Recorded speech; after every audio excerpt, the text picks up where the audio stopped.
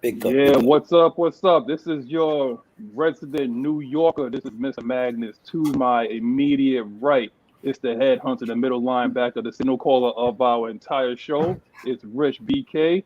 And at the bottom, when he comes in, we got the mad scientist, Mad Mike. Once again, it's Saturday. You know what that means. It's time for your best pregame show that keeps it all the way 100. Atlanta Falcons Nation, Red Clay Morning Show.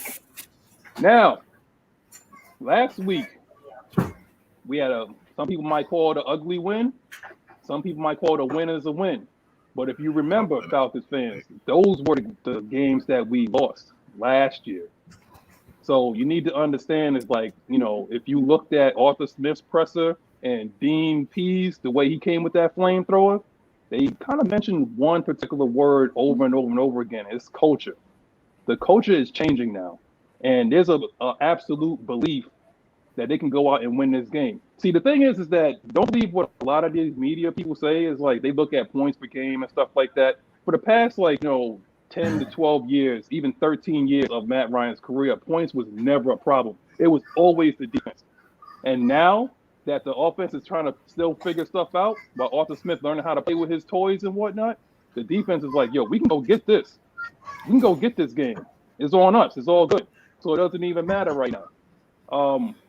Before we go into Rich, it's like I'm gonna do a quick roll call. Jamel Briggins, what's good? Ezekiel King, always there. Weezy B, what's up? Thomas T-Bone. Rich, what you got to talk about? How do we build off of last week's victory, man? We was all in the house. So yeah, man. Yeah, me and my son Kev, Magnus, we both was in the game, man. It was a great experience, man, to see the team on the road. I was right behind these guys, seeing them execute, doing what they have to do. It wasn't easy, I had like 25 Giants fans surrounding me in my face.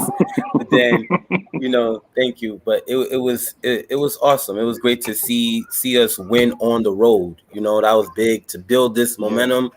And now we playing against the Washington club. You know what I'm saying? I don't even call them a Washington football team. I call them Washington club. They are a club.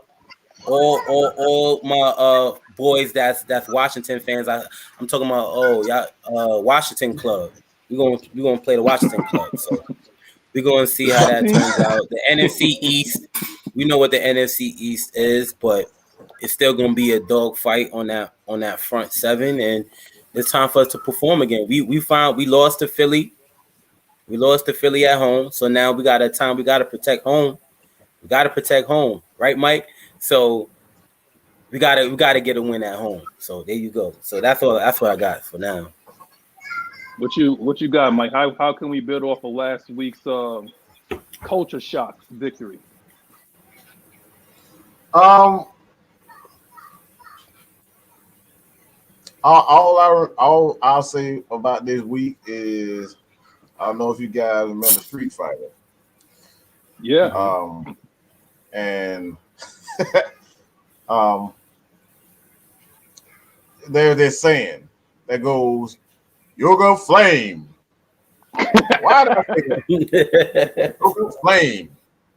Man, DP lit all these motherfuckers on fire. He lit their asses on fire. Okay, the media, the fans, he lit all their asses on fire. All right, this is what we've been talking about all this time.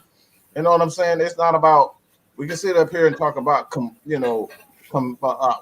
we don't want to be complacent and all that that nonsense. It all comes down to, man, you got to be a fan. All right, and despite what you may think, that's not being a fan. That's not being loyal to your squad. All right, you can sit there and Monday again. We got the post game. We got Monday.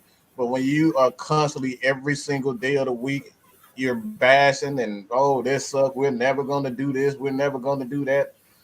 You gotta remember it's a process, man. Everybody didn't go straight into kindergarten and learn how to draw a square or a circle, count to 10. You know what I'm saying? You had to learn how to count to 10. You had to learn how to draw a circle. You had to learn how to write your own name. In kindergarten, you know what I'm saying? Like it's things like that. So it's a process, all right? And that's the focus. That's the focus. And what it all come down to it, man, being patient. Got to be patient. And look at Uh-oh. Mr. He looked like he mad as hell today. What's that hell going? That's I'm anxious. right there. That motherfucker like Sugar with the scowl all on their damn face and everything. I'm anxious. He mad at the fans, man. He mad at the fans. You know how these people are. You know how these people are like a winner's I love it. We won, and they still want to find something wrong with the team. But Twister, you know what time it is? It's Saturday, and you know what that means. It's time for Twister Take. Go ahead and hydrate, because I know you got something for the fans after what you saw. You know, tell them what you saw. Did y'all finish? I don't want to interrupt. No.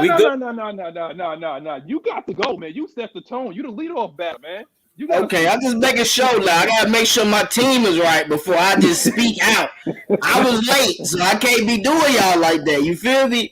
Shouts out to the fans that's in the chat every Saturday morning. Shouts out to y'all, man. It's always a blessing to see y'all Saturday morning waking up. Let's get to talking though. Dean Pease. Flamethrower. I don't know if Dean Pease has been listening to AFN. I don't know. But he went off on the fans and all these fake radio stations. I tried to listen to one day. They literally almost made me leave work. I don't like that. If you cannot respect a win and understand that the grind don't stop, you should not be a fan. Straightforward. And I respect Dean Pease for finally stating that. Let's get to talking one thing we do know. AJ Terrell is back. I know Terry thought he wasn't going to see AJ Terrell, but you're going to see him this week. Conditions don't stop one-on-one matchups. I can tell you that. So I'm anxious to see how AJ Terrell gets back into the fold. We didn't have him versus the New York Giants and only gave up 14 points. I like that. Green, you did a phenomenal job. Go back to the bench and let others shine. This is his time to shine. Let AJ Terrell shine. Frank Darby, I'm hearing he might be playing this week. Did y'all hear that? Mm-hmm. We finally got a starter on there now. We got a receiver that's hungry. That kind of has that Irvin type ability to take on tackles. I like to see how Frank Darby's gonna be in this type of offense. Zacchaeus did a phenomenal job. You see he earned Matt Ryan's respect. Let's go on to week 2. I love Russell Gage. I think Russell Gage is a great talent in the slot. But with us not being able to go down the field, Zacchaeus is a better right now. I like Zacchaeus get more acquainted with Matt Ryan and Arthur Smith in this week 4 matchup. I like how Washington is. We'll have a tough time. One thing we have to admit, guys, this offensive line has stepped up throughout these weeks and stepped another great challenge for them. By week 7, week 8, these boys might be Pro Bowlers. After the Carolina Panthers, we got a chance to really play some, I want to say, middle-of-the-road defensive linemen compared to what we faced these 4 or 5 weeks. I like to see how they go. Jalen Mayfield had an interview the other day. He said the grind don't stop. That's a Michigan man. That's a lunch pail dude, man. He's not giving up. Bring your lunch to work day. Bring your lunch to work day. Mayfield, Chris Lindstrom, Matt Hennessy, the jury is still out for you though, brother. I need to see you be better on calling these blocks. They are intentionally lining up. Leonard Williams in the middle. You saw how they was doing it. Fletcher Cox in the middle. They were intentionally up to see would you make mistakes. I need you to be better up. Study that film and get better. Matt Ryan can only do so much. He can't call your calls and my calls out. We got to be able to work together. Defense, I think Fourier, 14 tackles. Did y'all see that? We was in the house. We saw him. We was live. Yeah. I know y'all was. Hey, if you got that picture, Rich, if you got that picture, Magnus, please bring it up so they can see how y'all was. Falcons in New York. Please find that picture and bring it up here so these it is. We tried to see I was red on frozen. it. Man, was in there chilling like next to a Giants fan. I like that. Hey, y'all earn my respect. Going to a away team, repping your team is hard. A lot of fans ain't able to do that. Y'all definitely earn twisted respect with that. Shouts out to y'all. Go ahead. But we like, yo, shout out to the Atlanta Falcons true fans, because there was at least 1,000, about 1,500 of us. There was a lot of red in there that, at Giants Stadium. It wasn't just up, and they came from Atlanta, to come up here. And those tickets ain't cheap. So they came up here to try to ruin Eli Manning's day. And we did. Yeah. We went in there and burned that bitch to the ground and left. And the thing is, like, right when Kyle Pitts caught that ball on that crossing route, everybody started leaving. Yo, that's the best feeling. Everybody had to leave. They started leaving. They started like right away. I'm like, damn, he didn't even kick the field goal yet. Like, I guess you didn't even get on the field goal. Y'all leaving already. And then the whole time before he kicked, I'm like, Young Way, Young Way, bring us home, baby. I'm like, bring us home. One thing they didn't know, I don't know if fans knew that, Young Hoku was from that area. He had his head coach there. So that's what a way to get your first winner with your coach being there at your home. I like that. I think Young Hoku will be able to build off that. I don't know if the fans saw. Go look at Deion Jones mic'd up and watch how Grady Jarrett and Deion Jones are on the sidelines. We haven't seen that by our players at all in that Dan Quinn era. Grady Jarrett was up, getting his team right. He said, we balling, baby. Let's continue. I like that for Grady. Deion said on that third down, only fucking thing they get is field goals. I want that energy every time the defense go out there. I'm good. That's all I need to talk about. Take that clip out of Deion Jones, though, for sure. Yo, for the first time in a long time, I was talking about this earlier, is that the defense believes that they can go out and get a win. If the offense ain't clicking, it's like we can go out there and we can get it. You know what I'm saying? Like, we could help. We could provide some sort of. I mean, we got explosiveness on special teams, and for the first time in a long time. And shout out to Dante Fowler for the clutch strip sack, because Dean Pease mentioned this in his presser. Yes, and it might have been Solder. I think that's who we beat on that play. He beat Solder to the strip. See, but here's the thing. What I want to mention is that Dean Pease mentioned that you guys want to sit there and beat down Dante Fowler, and he has 2 strip sacks in 3 games. So what exactly do you have to say now? What do you have to say right now? The only thing that I'm really worried about is pretty much Caleb McGarry, and we're going to talk about that, like their D-line against our offensive line. But I want to say this, for all those naysayers and all those doubters that was like, all we need is a middle-of-the-road defense, and we'll be okay. Well, do you know that the Washington football team's defense is ranked 30th? And we're ranked 18th? Even though that we gave up 32 points a game to the Philadelphia Eagles, we're still ranked 18th. Don't worry. The offense is going to come around. We got Ice. And did y'all forget about what Ice can do? I mean, how many times this man drove down the field with less than 2 minutes left for a go-ahead win? Did y'all forget? 350 passing touchdowns. We have a Hall of Famer behind center. Y'all want to get rid of him. But how is Justin Fields doing, though? That was your savior, right? Yeah. A lot of these rookie QBs, right now it ain't working out for them right now. But it's part of the process, that they're young, they're rookies. But to address the Dante Fowler situation, obviously the season is early, and it's that's what is expected out of him, right? Because we know we didn't get that from him last year. So these guys have to perform. So he's seen the motivation and what the fans were saying and stuff like that. And it's just up to him as a player, proving guys wrong, proving the fans wrong. And that's what it takes. Jalen Mayfield as well. Like, he even said it. Like, he admitted to it, bad performance he had the first game. So then now let's see how he answers back. Who want to answer this? I guess this guy is a Washington football team fan. I got it. I got this. I got this. Somebody, first of all, I need everybody in the chat to give Dunny Oak a hug, all right? Because he look like he needs a lot of attention.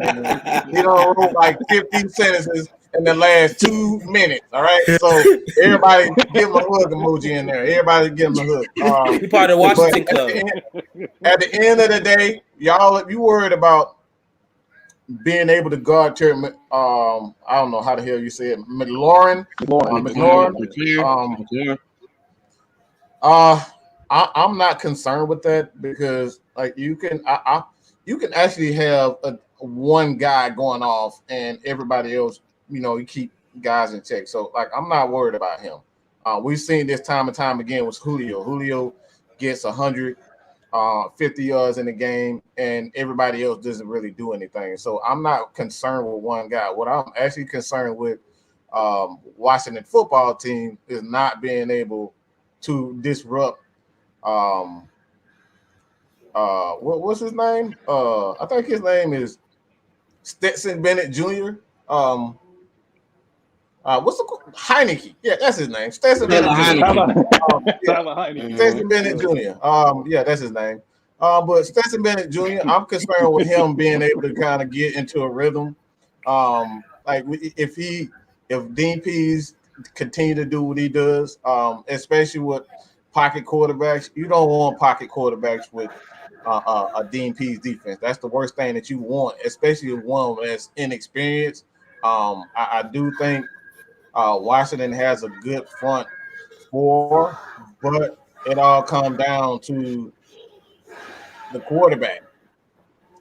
If your quarterback can't get in a rhythm, you ain't got a chance. You have absolutely no chance in hell. And from what I've seen already and what he did to the great Tom Brady, he shut that defense, he shut that offense down in the second half against Tampa Bay. All right, and that's something that goes that doesn't go talked about enough.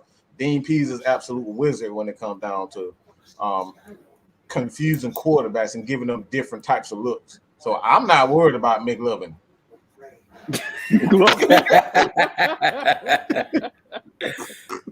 But I would say that too, to piggyback on what Mike said. It's like, I mean, he's talking about Heineke is playing better than Mighty Ice this year, though, and that's sad. But the saddest thing is the fact that this man stares down his receivers, man. That's what he does. See, the thing is that we have a new offensive coordinator. We have a new offense that we're learning. But yeah, you got to put some respect on this man's name, because your man Heineke wasn't even starting early in this year, was he? And you're talking about Terry McLaurin. We actually have, I mean, a lot of the guys that you're going to find out tomorrow, you're going to learn, okay? And don't forget that particularly your left guard was a human turnstile for the New York Giants, Eric Flowers, and he's going to be lining up across with Grady Jarrett. So he's going to get that work, tomorrow. He's going to get that work. I'm Brandon Scherf is pretty much your best offensive guard. Grady's going to be lining up across from the human turnstile, and you see exactly what he did. Just watch that swim move. That's all I'm going to say. Just watch the swim move, because I trust me. Trust me. And I don't even say Antonio Gibson, because y'all wasn't using Antonio Gibson on that last play that y'all beat. Who was it? Dallas? What was it? No, it was J.D. McKissick. So you took out garbage. You took the running back. We didn't even move on, bro. But anyway, we're not going to give this guy too much airplay, though. But we're going to move on to the next one. Their D-line against our O-line. Montez Sweat, Deron Payne, Jonathan Allen, Chase Young. How do we prepare for that defensive line with our O-line that's still trying to get their confidence and whatnot? What you got, Rich?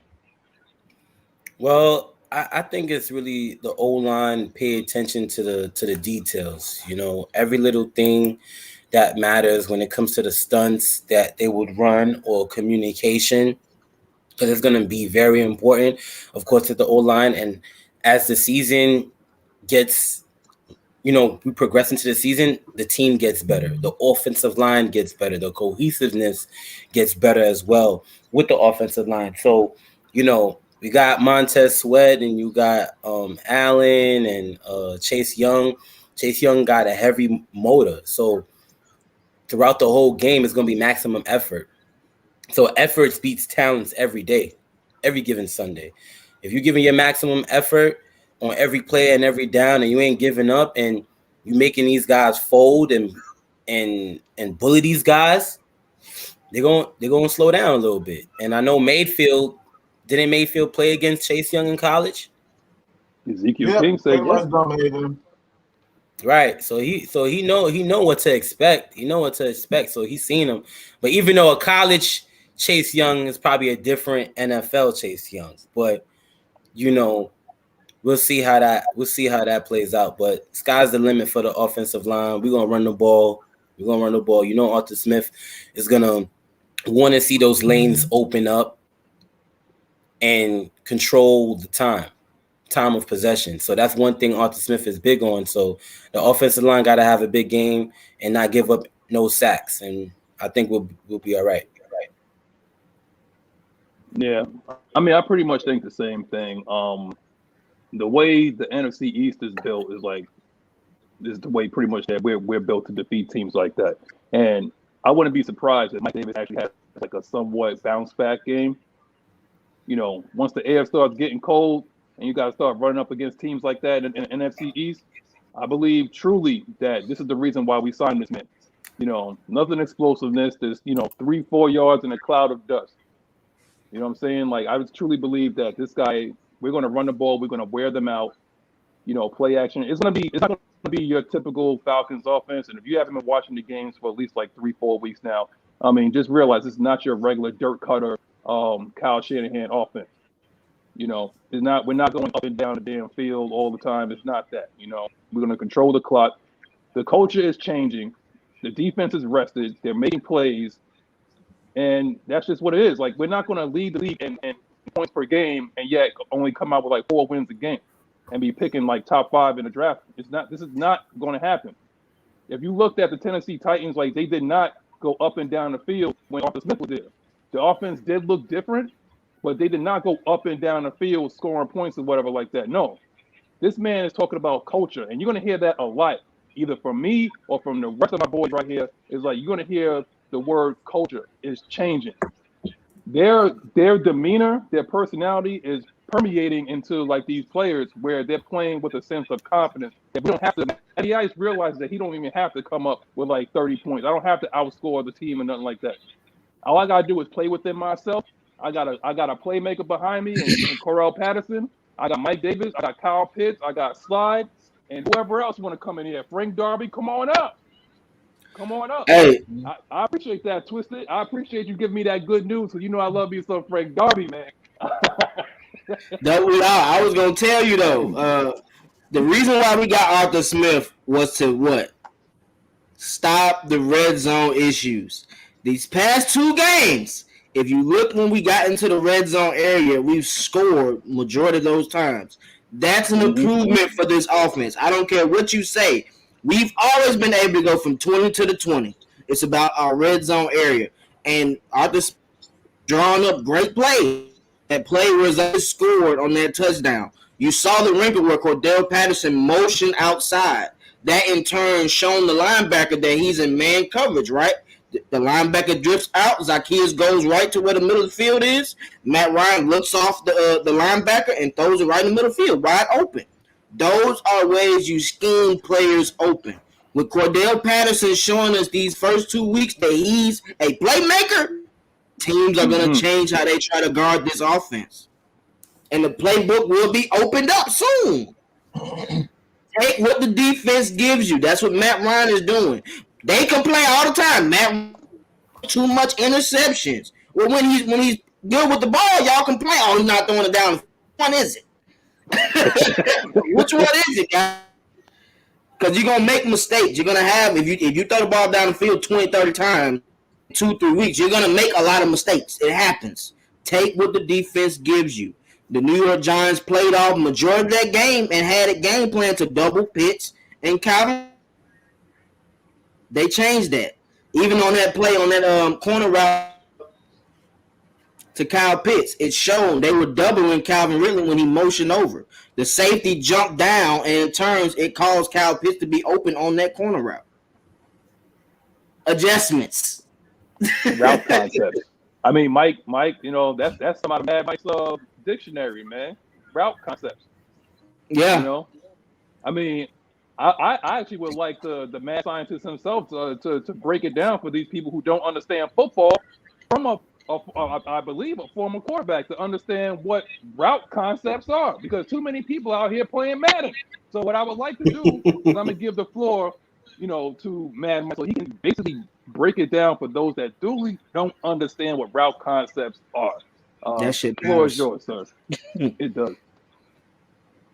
Well, first of all, you got to understand what the quarterback is thinking when he steps out on the field. The first thing he's looking at one, the safeties. He always looking at the safeties, see what the safeties are, so he can gauge whether or not he need to flip a pay, or he needs to, just immediately go into it. Because as a quarterback, if you see it immediately, don't waste any time. Don't give him a chance to make that adjustment. So you want to go into it immediately. But the first thing we're talking about, route concepts, is actually designed to go at the safeties. Go at the safety. You're trying to attack the safeties, because you take out the safety, it leaves everything underneath. And you got guys like Calvin Ridley, got guys like Oz.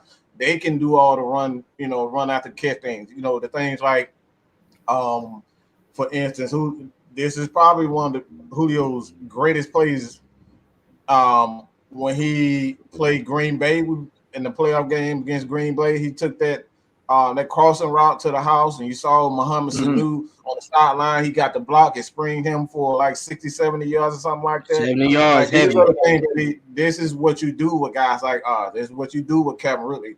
You want to attack the safety. So that's what quarterbacks are thinking. Obviously, you want to look at the mic, but one of the first things as a quarterback, you want to know where the hell those safeties are, because you're going to set the protection. The protection is the first thing that you see, like you said. That's already set with the play caller. So all he's looking for are the late adjustments, protection. They make a late adjustment, then he audible. But the first thing as a passer, he's trying to attack the safety. So those are the things, far as the route concepts that the Falcons typically did in the past. But right now, what they're doing is they're trying to attack the outside. Like you can see when you got Calvin Ridley on one side and you got Kyle Pitts, and on the other side you got Hayden Hurst in the slot. So what they're trying to do, they're trying to attack the sideline so Matt Ryan can have all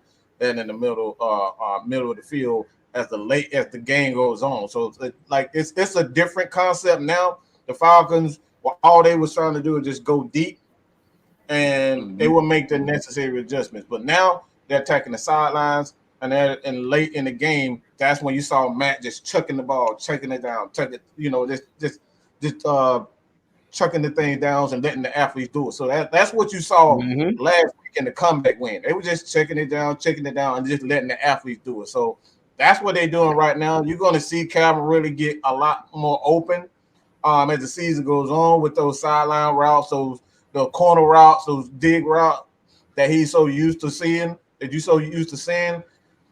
it's coming. I'm not worried about the right concepts. One thing I would say to add on to Mike, for sure, what he was saying with recognizing the safeties and the blitzes when they come, right? We have to give Matt Ryan a lot of credit on far as getting the guys lined up in this new scheme and in this offense. Because there's been a few times on these third downs, guys not really seeing where to line up. And before the clock runs out, he's getting guys set, getting guys lined up and all that. And also with the safeties now, right? And this comes with Arthur Smith and as well with Matt Ryan, where the play calling, right? He's calling 2 plays in 1 call, right? Yep. So, which is very crucial, where we see once that blitz comes or once you see that safety come down, that's when you hear the quarterback say kill, or, can, where the first play that originally called is dead. And now we're going to go to that audible play. The reason why I brought this up is because since that Super Bowl and all that other extra stuff, everybody keep talking about, where Matt Ryan can't audible, why Matt Ryan can't do this or change the play. So now with this new offensive scheme now, Matt Ryan has the ability to do that, to make those calls and make those moves. And I believe DJ Shockley showed one of those plays and highlighted those plays where Matt Ryan did audible the play with Cordell Patterson and was able to get 10, 11 yards from it. And this is what our offense is going to be doing, and expect to see more of that. And I also expect to see the offense to open up more as well. Hey, I was going to say, we got some physical ass backs, man. Cordell Patterson and Mike Davis are stiffing people to the dirt.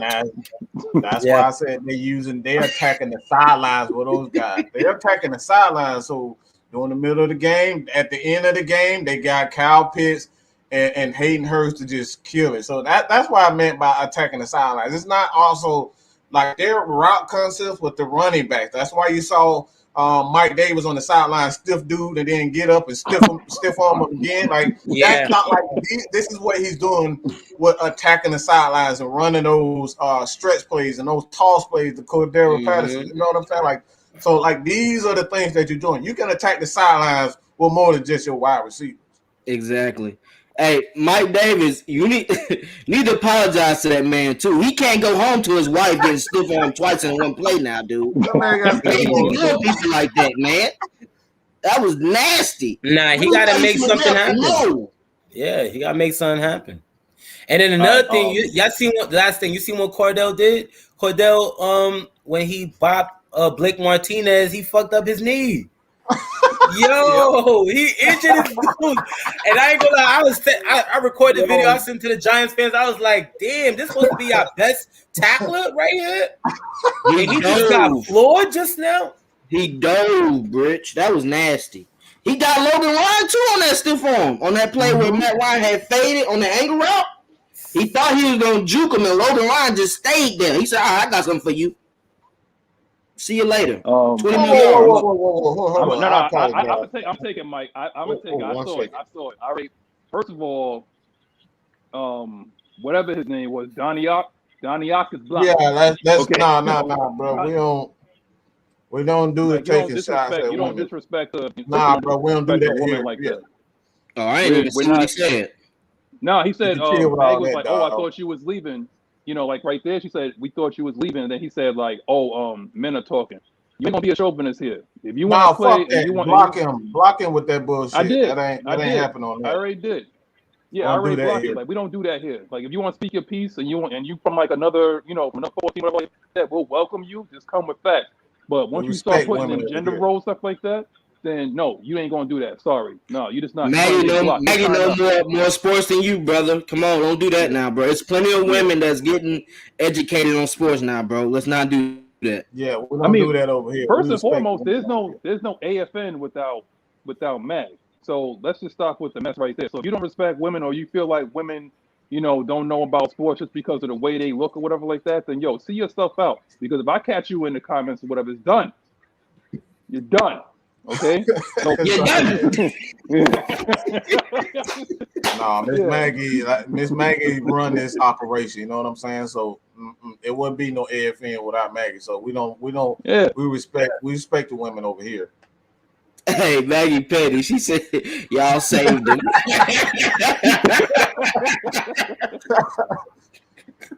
He said, Jordan, let's get back to it, bro. Come on, let's get back to it. Don't let him interrupt this greatness. Yeah, we good. Rich, finish up your comment, man. Sorry about that, bro. Nah, you're fine. I pretty much wrapped up what I said. What was I saying? I somehow forgot. Hey, he pulled the mic, man. He pulled the man mic. He messed it up. Yeah, that's Mike's thing, man. He's like, that is Mike's thing. That is my thing. I'm picking up where Mike left off. We're going into defensive line versus offensive line. No, we wrapped that up. But we talking about Cordell and them. Okay, I remember. Oh, yeah. Logan Ryan. Yeah, you said it made Blake Martinez fall. That's your best tackler. Right. The one thing I like to see from the running backs, I ain't see no drops yet. You see these guys can catch well out of the backfield, and during the short distance, like Mike Davis is really, I believe he led the league in missed tackles last year, and we're able to see second. Okay, that's still good. I'll still take it. First, but I'm saying like that's really amazing what he can do in a short yardage span. Like it's really incredible. Like Mike Davis has nothing to really work with, and he's really make something happen out of nothing. And his opportunity is still going to continue. Like, I know he might seem a little frustrated a little bit. His yards ain't showing up the way how I want it to be, but it's going to come. It's going to come. Yeah, see, I mean, I try, I try to be nice, but I seem like we got other. Look, okay, I'm going to put it like this. It doesn't matter where you've been. It depends on how they use you, okay? There's plenty of times where people just come in and, I mean, first of all, Mike Davis was the afterthought last year until CMC got hurt, and you see what the type of year that he had. So let's just stop with, like whoever's been passed around the league. It's how you use him, because y'all gotta chill, bro. they be forgetting about Michael Turner, bro. Michael Turner was like that. What you mean? They didn't use him that much. He was a backup.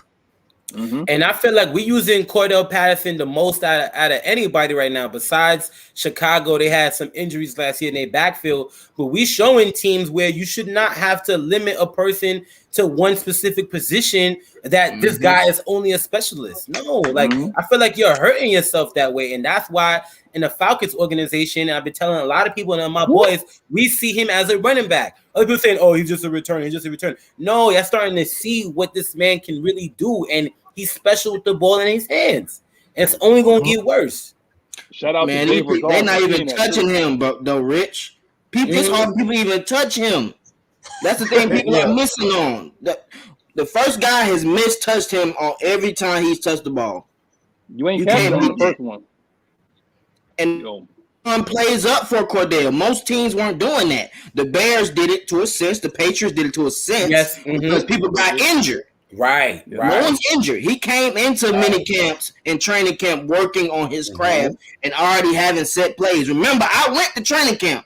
We had 10 to 12 plays back then in August. Right. I mean, you could look at how, again, I'm using his name again, Randall Cobb. And how Green Bay used Randall Cobb. And there was another one. His number was 88. I think Ty Montgomery. Yeah. Right. So he's not being used. Now the way football is transitioning now is positionless. You have to be versatile. See, this is what the BS that Dan Quinn was talking about for all this time, to be like versatile positionless, and he just kept people like right where they were. So, and he basically killed Vic Beasley's career. I mean, I know he was garbage, but just saying. Anyway, I want to say give a shout out to TJ Green. Okay, you got burned on that one play early in the game, but I honestly thought, I'm like, this guy used to be a receiver in college, right? He used to be a receiver in college, and then they tried him at safety. I mean, they pushed this kid around, and he came out and he played a hell of a game. He played within himself. I mean, we wasn't expecting AJ Terrell on the outside, but I honestly thought that he was going to get burned a couple of times. But after that first one, he played within himself and played within the system, and he had a hell of a game. I mean, he even got shouted out. I think he got shouted out by Arthur Smith, for the type of game that he had. So, Arthur Smith started shouting out Dean Pease too. I mean, first of all, I know this is not one of the topics, but can we talk about that presser? Can we talk about the Dean Pease interview? Because I know that's what you've been talking. I know that's what you want to talk. Yeah, we all got to touch on. We all got to set the order up, man. Yo, let's get it. First of all, I don't know who should go, Twisted or Mike, because they both sat back on it. Yeah. Go ahead, bro. Yo, Twisted, go ahead, set it up, man. Set it up. Go ahead.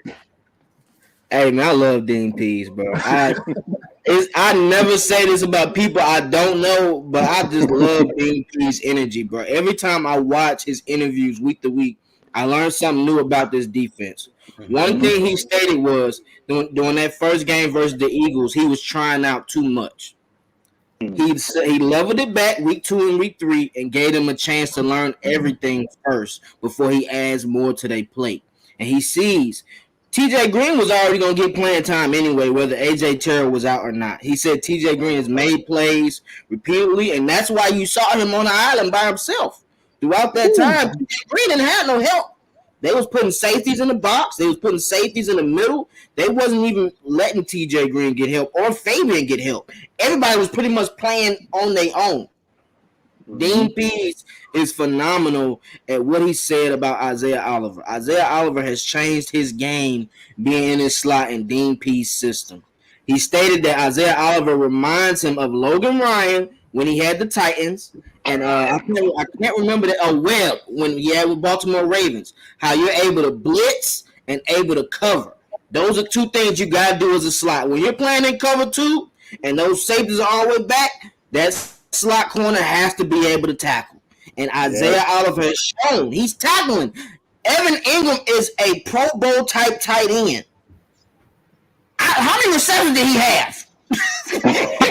He wasn't supposed to make the Pro Bowl. The Pro Bowl was fluke for Evan Ingram. I just have to put it out there. I'm saying, but he has Pro Bowl talent. Like He's skill set. You know what I'm saying? He's a game blower. My OG be mad at him too. He's a game blower, like he did versus Isaiah Oliver. Isaiah Oliver took the ball. Hey, brother, from here on out, you need to go to the gym Monday through Friday. You should not be getting the ball stripped by you like that, and you a tight end. That's a slot corner. But back to that. I just had to spread it out there a little bit for Evan. Come on, bro. You got to hit the gym on that one. Dean Pease, how he spazzed on the fan base and radio station. I haven't seen no defensive coordinator do that. He even stuck up for Arthur Smith and said, hey, we came into this press conference. We're thinking that, y'all going to, support Arthur Smith, say this is his first win, and y'all go straight to Kyle Pitts questions. Let's show some love to the first-year coach who just got his first win, and then go into your questions. That all those reporters was in there are like, yeah, you good, Dean? I don't think I need to say anything else. You pretty much dropped the mic on that. I don't think we need to. I think we're done for the day. I like how Dean Pease is. I'm going to let Mike go into it because it's a lot more stuff. I just want to sprinkle a little bit of stuff in there. Well, I've stated my thoughts on this, but I want to bring this more attention because I think this is the most important aspect of everything that he said. Is that how the hell you gonna say you're a fan and every time they do something nice, y'all writing articles that's negative, y'all y'all saying that it's an ugly win when we all know that we wouldn't have gave two fucks. Okay, excuse my language this morning. We wouldn't have gave two fucks if it was an ugly win to win the Super Bowl. So y'all all can kiss my ass with that. Oh, it's an ugly win, shit. A Super Bowl is a Super Bowl win. Am I wrong? No, let me know. I really want to know. Nobody would have gave a damn if we won a Super Bowl ugly. So all this ugly winning crap, that's bull crap. All right, that's it. All right, that's how I'm feeling right now. With them eyes, like, look, man, hey, man, y'all might get Cyclops in a few minutes, but hey, man, I'm tired of I'm like it's all about the fans. All these fans, I'm seeing people writing stuff, and like I said, we see it all the time. We writing comments talking about, oh man, we have a right to contradict. I don't give a damn about none of that. You can do that even in wins. We can do that in losses. We can do that in ties. Complain about something. But what real fans do is stand up. Like the old guy said, I don't want to get into the words exactly, but stand up for what you said. All right? That's all it comes down to. Stand up for your team, win, losses, or draws. Stop all this complaining because we could complain and complain and complain. We got 50, 60 years worth of material to complain about. So let, as fans, do our part. We can do is go to Twitter and with some positive affirmations. Tweet these guys with positive affirmations because they see this stuff. DP see this stuff. This is what he's reacting to. They see this. So why not be positive for a chance? It don't take nothing to say something positive. Like, hey. Oh, that's what he's. Oh, I don't know if y'all gonna say it. I'll wait. I don't know if y'all might say it. I'm just gonna say this. I mean, when people say ugly win, right? Then the 2000, I'm not gonna say our defense is like that, but the Ravens historically run ugly. Okay, the Tampa Bay Bucks won ugly. You know, teams that's basically where their strength is defense, they won ugly. And I also want to say another thing. You want cosmetic wins? Go watch college football where they reward stuff like that. Okay, that's the thing. Like you want cosmetic wins? Go watch Alabama beat some backwater team or something like that. You know, from North Texas or whatever. You know, if that's what you want. And football, in the NFL, everybody's pretty much on the same level. You can get beat by any team, any given Sunday. No plug intended. Okay, but any given Sunday you can get beat. Okay, so naturally, what you need to do is just congratulate yourself on the wins. Now, also, just want to let you know is that we are fans, but we will call people out too. We called out Jay Mayfield for his turnstile blocking. I mean, we called out Carpenter last year with his turnstile blocking. We've been calling out Dan Quinn for a decade. We were calling out Dan Quinn for a decade. You know what I'm saying? So, hey, man, we can't talk about Dan Quinn. He fucked us. Look how he's doing with these Cowboys. We got something for him week 8. We got something for him week 8. I'm not giving him that. I'm not giving him that. Like, it's like, don't believe the hype. Wait till about week 8. Give him about till week 8. Things will settle in. That defense will settle into the Falcons defense. Watch. We need to win this week, though. Listen. Yeah, we need a Cowboys. I hope so. I hope so. But what I want to say is, like, if you guys want natural cosmetic wins, go watch college football. You know, and the thing is, like, we was winning. Like, if you talk about points, everything like that, we was winning like that for as long as Matt Ryan was here. He was putting up points. He was putting up numbers, and y'all wanted to railroad his ass out of here. Yeah, I wanted to get him up out of here. But now that he's not putting up the numbers that he wants, that you guys want, and the defense has finally come to play, and they ate their weeds. Now it's like, okay, well, we got to put up points or whatever. It's like, what narrative are you listening to? Are you listening to D-Led? Because I actually want to talk about that too. You know, like, D-Led is like one of the most. First of all, he's one of the most annoying reporters out there because he kind of dominates the interview. They like to dominate the interview and want to, that's how he talks, right? Now, in that Dean Pease interview, when Dean Pease basically said, like, when Arthur Smith was up there, y'all didn't even congratulate him on his first win. Y'all just went right into talk about Kyle Pitts. I didn't hear nothing out of D-Led for the rest of the 15 minutes. You know, I didn't hear nothing. Like, the loudest person in the room, he got punched in the mouth by that flamethrower. He hit him with that ether, and he ain't say nothing for the last 15 minutes. Nobody said anything because they know Atlanta media is full of it. They know that. But to finish this off, like, yo, Rick, finish it off, man. Like what you're saying, like the last sentence you just stated, right? Atlanta's media, and I said this in our group chat. I said that Dean Pease addressing the media and the fans is him changing the culture of how the fans and the media approach the Falcons organization, how they see it. Because sometimes when I'm watching the interviews, sometimes I don't like some of the questions that they even ask. Like, why are you even asking a guy so much or one of the players about their bad performance and what was how they did last year or something, and it just wasn't good. Like, pretty much negative questions. You know what I'm saying? And it's like him changing that narrative to be more positive and to be influenced. You know what I'm saying, towards the team and the players. You know, worldwide. So we have to speak that into existence. So when we have the fans worldwide watching and bringing that positive energy to, like you said, like Mike said, the players do see this, the coaches, the organizers, they see what we post. So it's like at the end of the day, sometimes it could be motivation for them to prove them wrong. But at the end of the day, guys are showing out, and we're gonna see what they do against the Washington club.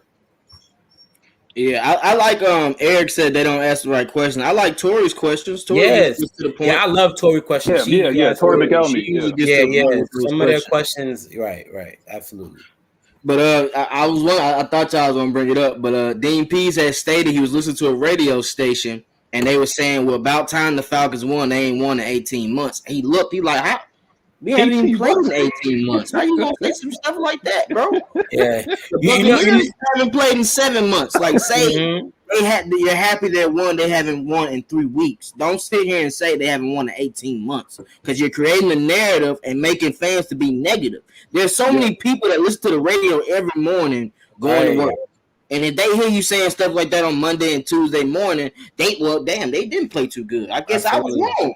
It's not good for the fan base. It's not good for the fan base at all. And that's one thing when I was watching the interview, I was locked in like a show. I'm like, oh, this shit is interesting. I'm like, yo, he's talking his shit right now. I'm like, yo, he's saying it with his chest. He was talking with his chest for sure. Who started that? Who started that? Who started that? Say it with your chest. Who started that? We did it, man. It's the Paul Heyman of the show, boy. So I have a question. I have a question for you guys. So, like, what do you guys think is the game plan Dean Pease have towards the Washington? I call them Washington Club. I'm gonna keep referring to that. I don't refer them as a football team. I call them Washington Club. So, what do you think he has in store for them? Like, what's the game plan and how we minimize their offense? I mean, I'll start off and say that I believe he says on his receivers. I remember that last I forgot who they played. Who they play? Dallas? Oh no, Giants. The Giants, right? Where they stole that win, right? Was that the Giants? Yeah, okay. They got lucky, yeah. They got lucky, but they should have lost that game, right? But it just seems like he stares that if it's not Logan Thomas, then it's Terry McLaurin. You know, he rarely does his check down to J.D. McKissick, and when he does, I mean, we have to be ready for it. But I will say this, that he will stare down for at least about 2 to 3 seconds. So if you could play discipline, I mean, I said it on Twitter. I said that if you play discipline and keep guys in front of you, he's going to throw you a couple. So our defense has to be ready. Our defense has to be ready because he will. That, and again, I believe, you know, even though Duke got blocked, I still believe that Eric Flowers is the human turnstile, and he's going to get this work. He's going to get worked to death by Grady Jarrett. I mean, he about to get worked to death. That offensive line, man. And then did you hear D-Lad talk about where did you get that swim move from? Dude, have you not been watching? Grady Jarrett said, like, yo, he said, D-Lad, how long have we known each other, man? I've been using that move for like the past like 6-7 years. He asked Dean that question too. Yeah. He asked the same question. You gotta stop that, bro. Bro, I don't know. I don't know how y'all deal with that, like with the Hawks. How y'all deal with this consistent narrative between like the Braves, the Hawks, and then the Falcons. I don't know how y'all deal with it because up here in New York, it's the same exact thing, except that New York up here, it's like they know failure. Okay, they're just some of these people up here is just outright delusional, you know. But down there, it's like they need to understand is that it's more tight knit than it is up here. You know, up here is like a complete melting pot. You know what I'm saying? So I expect people to kind of be down on certain teams or whatever. But down there in Atlanta, y'all got some good teams. Y'all got some good teams down there. Shout out to the Atlanta Braves for winning your division title. You know, taking away from my Mets. We suck. You know, it is what it is. You know, but again, give our guys some freaking credit, man. I mean, for an actual win, and then you want to start off by asking Arthur Smith. And Arthur Smith's getting sick of it too. If you can see it, he's like. I mean, he's starting to joke around with the media and whatnot, but he's getting sick of asking questions like, "Well, when are you going to get the ball to Kyle Pitts?" Dude, it's what the defense dictates to us. Me and my boy Rich was in the house, and we saw my man Kyle Pitts get bracketed almost on every single play that he went out there. He's getting the Calvin Johnson. He's getting the Calvin Johnson treatment. So what do you want him to do? Just throw it up there like he did to Julio Jones, and then y'all want to be asking why Matt Ryan's getting so many interceptions? So it's like, damn, the game will flow naturally to you as a player, as just being an athlete, period, in all sports that you play, in any sports that you play. You got to let the game come to you at the end of the day. And when your number is called, when it's time to show out, when the time is being, that's all that matters. And at the end of the day, we all wearing the same colors. We all came here together. We all traveled together, and we all leaving together with a W. And that's all that matters. So then now it's about us stacking these W's on top of each other and taking one game at a time, right? And executing and winning each time, just getting better. You know, like I expect Dean Pease this week to take away the immediate routes, because I know I don't think they're gonna really take that many deep shots like that. I know they have Curtis Samuel. Shout out to Curtis Samuel. He activated. Oh, yeah, he is back. You know, that's one of my boys representing Brooklyn. You know, I played against him in high school. Well known. Ooh. You know, we had some great matches. I even, you know, I got the film, all that when we played against each other. It was a good battle. But besides that, they only have Terry McLaurin, and I think Gibson. He has a shin or calf injury, so he's questionable. So if they don't have Gibson coming into this game, I expect us a run defense. It won't be easy running the ball. So then now, being that if we take away the short media routes like the curls, the hitches, the digs, we take those away and make them force it deep. Even though we are already playing over top, we're ready for that, right? We already got a safety back there going east and west, ready for that deep shot. So I think if we take that away, I think we're gonna be fine. Yeah. Oh, one more thing. If you notice, like when we was in the house, Rich, if you notice, that's exactly what the Falcons was doing to the Giants.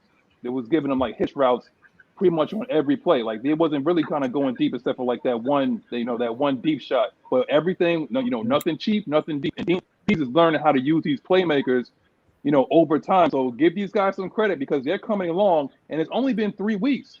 It's only been 3 weeks, and this is a 17-week season. So in 3 weeks, there's been drastic improvement in the offensive line, and there's been drastic improvement in our defensive line as well as our coverage, as well as our playmakers on the linebacking core. So give these guys some credit because if you don't understand that, you don't understand football. You have to be watching the game. Don't listen to what these guys are telling you. Like watch the more the game. the more simple you make it, the better it is. Because he even admitted to it that the first game he was doing too much. He was doing too much on defense. And then a lot of guys couldn't really handle that and process that. And he even admitted to it. He's not even giving them that much of the plays that he did in Tennessee and Baltimore. So throughout the season, as guys get better and familiar with the reps that they're doing, the movements and stuff that they're doing with the blitzes and stunts, getting used to this drops and recognizing these routes and coverages and like that. So as the season progresses, it starts to get more complex, and these guys will get more familiarized with the scheme, and will be better. So I pass it down and twisted the mic. Y'all do y'all thing. Hey, I'm laughing at Dwayne. He said, "Morning red clay, flowers turns more than a paddle wheel on a river boat." You are a clown. You are a clown for saying that, bro. Shouts out to you. But as far as our defense, man, I think we gotta get pressure with that front four and send these linebackers on the blitz. As you saw, Michael Walker had a good play when they were back in the end zone where he read the QB's eyes and jumped up and batted the ball. That's how you get turnovers, guys. Make sure you pay attention to the QB's eyes and seeing where he wants to throw the football. Taylor Heinicke is a young QB. Like Magnus said, he's going to be able to make mistakes. You just got to get him in that position. A.J. Terrell, if y'all remember last year versus the Vikings, how he jumped that route. Don't mention, I just want y'all to know, they give up those hitch routes on purpose because sometimes they're going to jump them and bait them to get interceptions. It's a purpose to see where you continue to throw that pass. So, you going to keep, okay, I'll give it to you 2 times, third time. Pick, we're going this way. Watch how Dean Pease and these corners step up to make plays like that versus Tyler Heinicke. And, hey, Taylor, do not throw to that fake tight end that used to be a QB at Virginia Tech either. Leave him out of this. Fourier and Dion will be watching him like a hawk. Leave him out this game and try to go to Terry every play and Curtis Samuel. Don't try to go to him. I'm telling you. Dion is itching for a pick. I'm telling you. Dion don't go too many games out of pick 6. So I would be cool on that. Stay away from these linebackers. Stay away from them. What you got, Mike? I don't think a lot of people even said this. Taylor Heinicke, he's not a very fast quarterback. He's not a very fast quarterback. This defense has speed galore, and Grady Jarrett is a guy that has his first step is just amazing. So if you can't get away from Grady Jarrett, don't even think about trying to run rollouts and all that type of stuff, because that shit ain't gonna work against the Falcons. He's gonna end up, doing some crazy stuff, fumbling the ball, throwing the ball in the double covers and that type of stuff, rushing, trying to get out. Because what I even saw against the Giants, they were doing a lot of rolling him out so he can get the ball out of his hand quick. That shit ain't working against Debo. All right, Debo is waiting to bait you. All right, like that's one thing Twitch we talking about. He's itching for a damn turnover. So I would not get comfortable with with those those quick plays, them drop offs, to the running back, to even the tight end. Y'all better be hitting those seams, because if you're not hitting those seams against the Falcons and you just dumping the ball out to the playmaker, Dion and Foyer gonna sit on those things and they're gonna take one of them son of a guns to the house. And one thing also, Dean Pease is putting Isaiah Oliver in the position where he can get turnovers. I don't know if a lot of people even paying attention to that, but he's putting him in the position where he can be the playmaker. So what he's doing, what I mean by that, he's allowing the safety to sit 15, 20 yards away from all the action, so you can't get anything deep. He's putting them way out so you can't get anything deep, and he allowing Isaiah Oliver, Deion Jones, Foye Olakun to do what they do best. You see even Deion using that Peanut Tillman punch the ball out thing right now. Like, so he's putting these guys in a position where they can be playmakers, create havoc with the fumbles, tackling well. And I think we probably have the best tackling linebacking duo in the league. I don't think there's many guys that are better than Foye and Deion. And people think Deion is not a great tackler. It's absolutely false. He's one of the best tacklers in the NFL. But everybody look at his size and say, all right, Deion will light your ass up. All right, they don't call him Debo for no reason. He got that name for it. I will never forget what Debo did to Kamara when he hit Kamara on that screen. He put him out the game. And I would never forget that. Yo, Rich. Hey, Rich be on the same page. I was thinking that same exact thing. Let me tell you one more thing. Was that Debo? Remember that one year, that one good year that Cam Newton had when they were blowing out people and they did the dab and whatnot? Was that Debo that blasted him at the goal line and Cam ain't never been the same since? Cam ain't never been the same. He ain't never been the same. Got stuck. Dre Jungles, he knocked Cam out. And even with like same thing with this Washington club's offense. Like, even though when they was playing against the Giants, they was running the same plays back to back on the Giants, and they couldn't do it. So now, if we're playing zone coverage, I like zone man in a sense, where it's like when you're dropping in coverage and then you see a receiver like gets in your area, that's when you just attack him and you just play him man or something like that. Once they threaten your zone area. So, but the meantime, they're just gonna run those same routes. You're gonna see it. They're gonna run the deep curls, deep hooks down the middle. And I think if we really take those away, we play a little aggressive. Eric Harris and those guys able to play the ball. I feel like we're gonna have a field day. I'm being honest. And I mentioned this before too. Now, when we run in DP's defense with the safeties and the nickel corner, these guys are bluffing. Sometimes they're showing the blitz. They have to show the blitz, right? But at the same time, sometimes they're faking it. They act like they come, but they're not. But there's sometimes they actually are coming, right? So now, once we do a better job of just, even when we're blitzing, just executing the stunts and the blitzing, and we get in these sacks. And this time we miss some sacks. Like, I have to bring this up. Tutu, that's our guy, and he missed the open sack last week. Man. So then now I need Tutu to make up for that, because these are certain situations. Now, all jokes aside, seriously, when you're in a position, you have to execute these plays, and this is what hurts us. And now, once we execute these blitzes, we're gonna see the defense blossom, and you're gonna see the energy even builds up, and you're gonna see more turnovers. After turnovers, more 3-and-outs. I expect a lot of 3-and-outs this game. Avery Williams gonna return one. I'm waiting for it. He's been getting close, man. He's been getting close.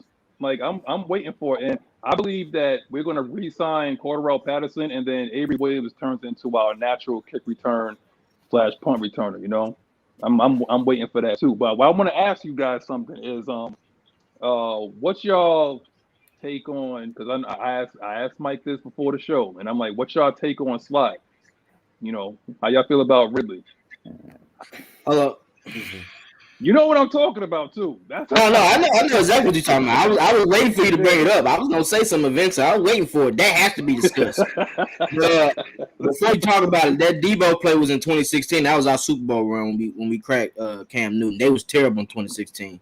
They were dabbing in 2015. We stopped their record though. They was going 14-0, and they thought it was gonna go 16-0. Came over there and got their ass beat. Matt Ryan killed them. They really killed them that whole game in 2015. Let's not forget about that, guys. He got murdered.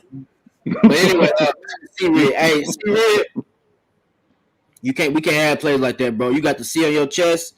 If you have a chance to pick up that third down, you got to do it. If you don't want to run those plays, Arthur Smith can't put you in those type of plays. Run those plays with Kyle Pitts and Hayden Hurst and Cordell Patterson, because it's coming too many plays to where I'm seeing it too much now. You know, back in the first couple of years, you might see it once every couple games. We're literally seeing it every game now. We can't have that, right, Red? Like, Red, you got to be a man out there and pick up those first downs. If you would have picked up that first down, we wouldn't have stalled that drive. Those are momentum builders. Especially if your team knows you're not physical like that and they see you get physical, that shuts the game down. If our best player don't get physical, we're going to get physical every play. So you Matt Ryan went flying into the end zone. Huh? Remember when Matt Ryan against the Tampa Bay Bucks, when he tried to pull that Lamar Jackson and jumped into the end zone? Yeah. Come on, Red. Come on, Red. You better than that, baby. And if you want this contract, you got to go across that middle. And he made a play in I want to say the second quarter where it was a third down, but it was more better scheme for Arthur Smith because they ran crosses on both sides. So it left Calvin Ridley wide open to where he can just use his speed to get off. We got to do plays like that for C-Red. If it's a close play and he in the slot, don't run that damn play no more. Until he gains 10 pounds, don't run that play no more, bro, with Calvin Ridley. And I love Calvin Ridley. I think he's a phenomenal player. But if he's not making plays down the field and using those deep crossing routes, he tends to get out of the game. You got to feed him and make sure he stays in the game throughout. We got to give Ridley a little bit of credit just far as he did put on some weight this past offseason. He got a little stocky. He put on a little muscle, right? My biggest thing right now, as far as most of the fans, Ridley is trying to do a little bit too much where you don't have to do it. And I said this before the show, right? Twisted. I said that Ridley, when he makes those plays and he try to do too much, that's how you can get yourself hurt. Yeah. And sometimes you just got to take what you can get, dip your shoulder, get the yards, and fall down and get ready for the next play. That's it. Some people feel like he's not ready to be a number one. I feel like Ridley is ready to be a number one. It's just at times when it's time to make the plays, sometimes as he did, he made some plays. It's just like we want to see our number one receiver catch everything, pretty much. We don't want to see no ifing, flip flops. You catch a play here and there because I think. Was it the Eagles game? I think he had a catch, but he could have caught it, but he missed the catch. But it's little things like that, right? It's little things like that we don't want to see. But more importantly, Ridley, don't drop no balls, right? And get what you can get and protect yourself. That's it. Stop being extra. And if you're gonna be like that, take the Marvin Harrison approach. Yeah. Just fall. Yeah. You catch a receipt, go down. If you don't feel you comfortable running, go down. It's cool. He need to buck up some more. But let's give him credit though. He put on at least 10, 15 pounds. Am I right? Am I wrong? He put on some weight. He did. He got bigger a little. I don't think it's like. I mean, Noah Tennell, you funny man. First of all, let me read this comment right here. Come on, brother. You can't let odds look tougher than you because you play Dance Revolution the second you make a catch. Dance Revolution. That's funny. Noel petty, bro. You petty, Noel. You funny, man. You funny. But they're two different roles, too, though. Ozzy is playing for time. He's trying to get his foot out there. See, Red is already out there. Ozzy's playing for a contract. So he's going to be more tougher in the middle of the field. I'm just being honest. It's just how it goes. Yeah. And like you don't want that on tape that that you get alligator arms across the field or anything like that. Like you don't want that, that to be like a, like, oh, okay, if we actually press Ridley, he would be off the press, or like you got to have some sort of physicality to it. Now, the only thing that we're complaining is that he dances too much. See, when CP catches the ball, he may shuffle his feet a little bit, but then he hits that stiff arm and he's going straight through the tackle. At least put your arm out, man. We ain't asking you to sit there. I mean, like, I know you said tip your shoulder, but if you don't want to tip your shoulder, put that arm out. You may not be as strong as the next man. We ain't asked you to be King Henry, but just get that arm out and try to like pick up like an extra 2 or 3 yards. That's all we're asking. That's all we're asking. And he don't want defenses to start doing that to him a lot, because when they show you're not physical, they'll just stop giving up deep routes and they'll make you have to go across the middle. Mm-hmm. So you don't want to keep having that on film. Y'all always know, as I say, I don't really care about him being physical. Rich kind of alluded to it already, but it's a saying that we have on AFN: the small, intricate details. And being able, this is Jules, this is him, this is what he say. It's 3 or 4 plays during the game that gets you to win the game. All right, that's it. You win or you lose the game. These 3 or 4 plays every game, and these are the things that Calvin really has to get better. It's the timely drops. You can't drop third downs. You can't, on second when it's second down and it's third down and 8. We can't have your ass running out of bounds on third down and 8. No, you get your ass up the field and get close to it. I don't care about him being physical. I need his ass to get that tough catch when we need it most. I need him to get that first down when we need it most. He can run backwards on second down. He can run backwards on first down. But on third down, and when I need you to get a touchdown, that's what I need you to do. I don't need you running backwards and running out of bounds on third down. That shit we can't have. Like, that right there loses you games. Is that when you get on third downs. We always talk about the small, intricate details of football, the minor details of football, being able to get that third and 1, third and 2, get in the red zone, punting the ball inside the 10-yard line. Like, those are the small things that win and lose you games. So, really, I need you to go up. When we need that one tough catch, it wasn't that Julio was just this physical specimen. We already knew who he was. But Julio, when we needed him to get that tough third down catch and put his body on the line, we seen Julio, we seen Roddy, we seen Tony Gonzalez go up and damn near like fall on his neck. I've seen Julio do those types of things. I've yet to see really put his body on the line for the team. That's what I need to see. He's not physical. So that's out of like it's not realistic for me to say, all right, really, you need to be more physical. That's not his game. But I need you 1 time or 2 times in the game when we need you to put your body on the line and say, fuck it, I'm going to get this 1 yard. I don't give a fuck how it happens. I'm getting that damn first down. I'm getting this catch. That right there is what separate the good from the greats. T.O., he going to put his body on the line. Everybody can say what the hell they want to say about T.O., but he going to try to run over you. He going to try to run through you. He going to put in that extra time in practice. He going to sit. He going to do damn sit-ups in the damn driveway to get to that next level. So these are the things we're talking about from Calvin. Really, I need to see. If you want that $100 million, I need to see your ass down there break your neck to get that team win, to get that team to the next level. That's right there is what separates the greats from the goods. And he can do that. I think he can do that. Great job, Mike. Great job. In other words, we don't want another Peerless Price. Yeah, I remember that. Yeah. I didn't want to bring the name, but we just didn't want another Peerless Price. That's what it was. A guy that got paid, and it was what it was after that. I mean, I think somebody said it in the comments. It said that that might be either. I can actually see Kyle Pitts do that. I could actually see Darby do that.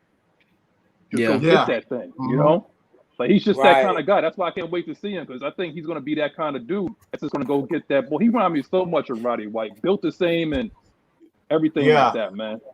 He reminds me a lot of Roddy, man. Is he getting his first touchdown this game? Who,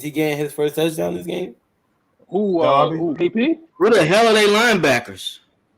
By the way, because he could have had it. You don't know. I don't even know.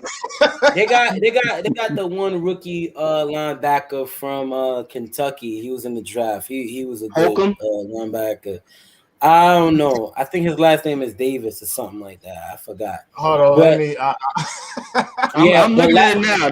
They got Holcomb, who has 21 tackles, 11 assisted, 21 solo. Bostic. Y'all remember Bostic? He used to play with the Bears. Yeah, I know Bostic. Yeah. And then Davis. Davis. Solid. Right. Solid. Yeah, they're solid young dudes, but like I don't think they can bring really Landon Collins in the box. Yeah, I don't think they could bring Landon Collins in the box. Don't put him on nobody covering. Good point. Please, I like that. Because if y'all remember versus the Giants game, the Giants had another touchdown on the board. Landon Collins had fell for the bait and tried to go down on the tight end because he was throwing short most of that game, and Slayton went right up past him, wide open. So he's known for baiting and trying to drop and catch short passes for interceptions and gets beat. So I know Arthur Smith saw that on film. Watch out for that play. Watch out for that type route. When I watched the rerun of the game, right, when I got home, I watched it. That play that Matt Ryan almost threw that interception in the goal line to Jackson, and he dropped it.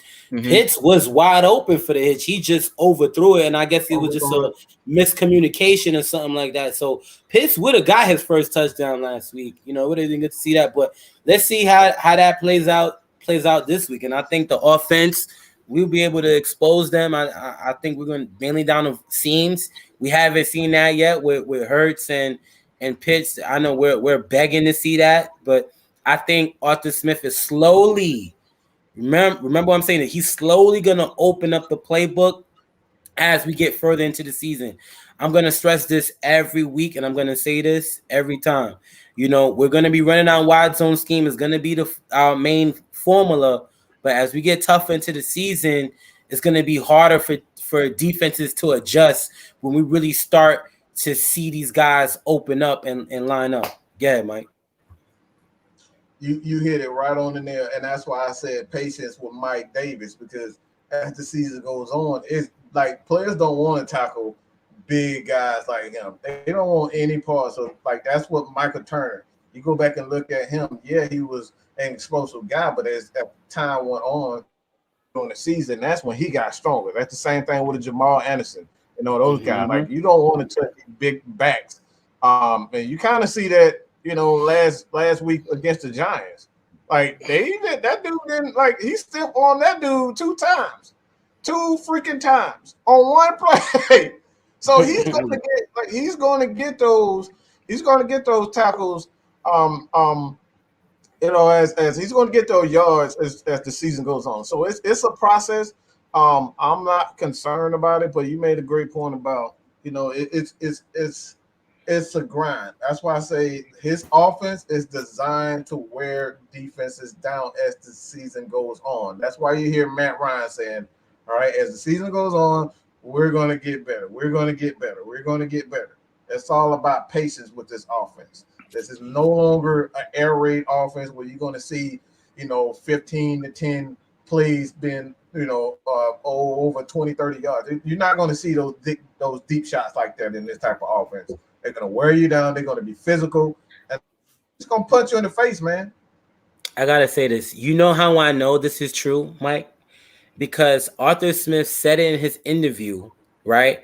Because they was asking about Kyle Pitts so much, right? He said, if I wanted to force the ball to Kyle Pitts and throw a screen, I could have done so and thought that. So it's in the thought process of forcing the ball. Like, it's there, guys. We just really have to be patient. I know we want to see it so bad, but that's just what it is. Like, he even said it in his interview, and that confirmed it. Like, those plays are there. It's there. It's there. It's just timing, and we just gotta wait for it to see.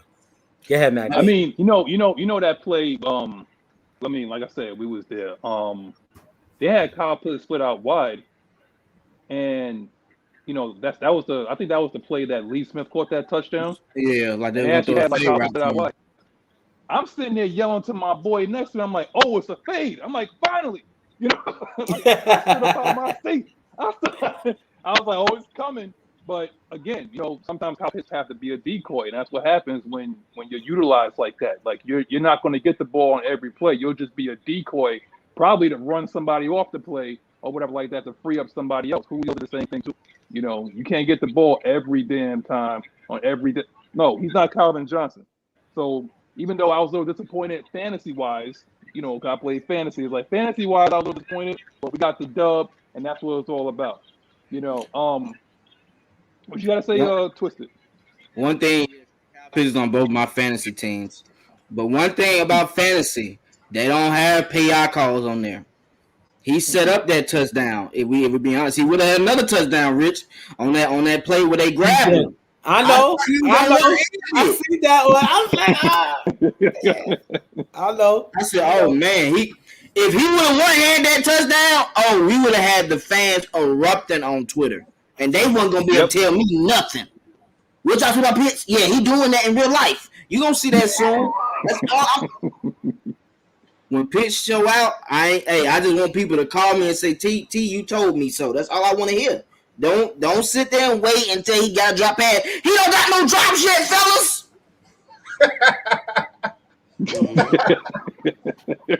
Be patient, man. Be patient. Yeah, all right. Gotta be patient. I mean, but you realize the things that we're asking a lot of fickle Atlanta Falcons to do is something that they can't do, and is be patient.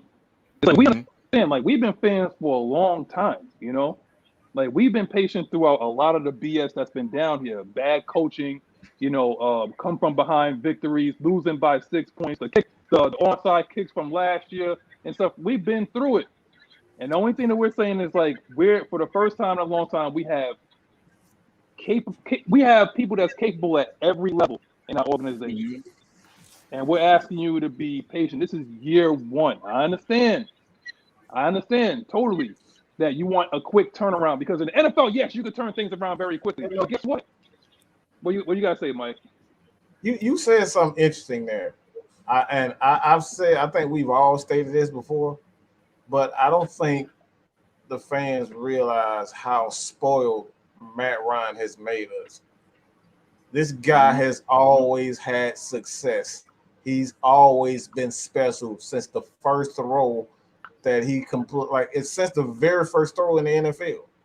The very first throw was a damn touchdown. Mm-hmm. So he set high standards. So when you look at Matt Ryan, a lot of people don't realize he hasn't really had, even when he's had some of his worst games, throwing 5 interceptions against Arizona, he still threw for damn near 400 yards. Yeah. So even when he's bad, he's good.